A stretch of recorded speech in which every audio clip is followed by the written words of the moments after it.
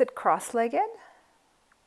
If necessary, sit on a pillow with your sitting bones. And then starting to undulate the spine forward, backward. But notice here how I am using my pelvis to move first, and my spine, neck, and head move last.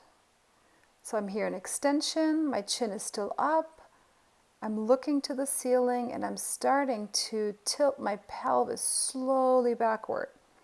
You can see this a little bit on the stripes of my shirt.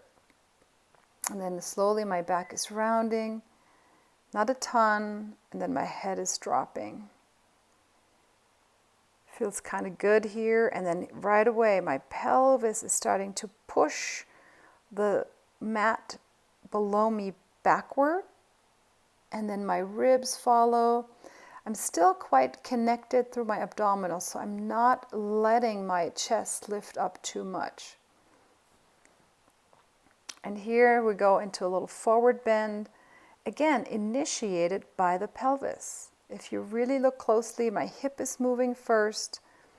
I'm using my fingertips here for a little bit of stability and for taking a little bit of pressure out of my legs.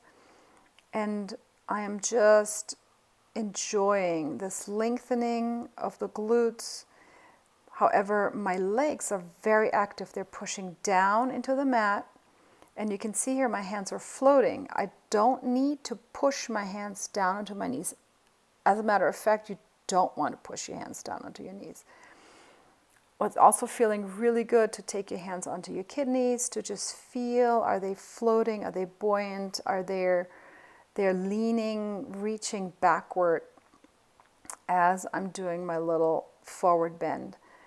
That's really critical. When we're forward bending, we do not want to extend our spine. We want to flex our spine because it's a bend. And here I'm just adding a little fun for the head and neck. I'm turning head and neck, and I'm trying to look with my eyes over my shoulders. I'm looking over the upper arm bone and trying to keep my head in line with the spine so it's not dropped too far off to the floor. And as always, here comes the side bend. And again, playing around with head and neck. Can I move my head and neck? Can I stabilize my lower back in that forward bend? So my right hand is on my kidneys and I'm really yielding. I'm meeting my hand with my kidneys. So I'm not extending or arching my lower back.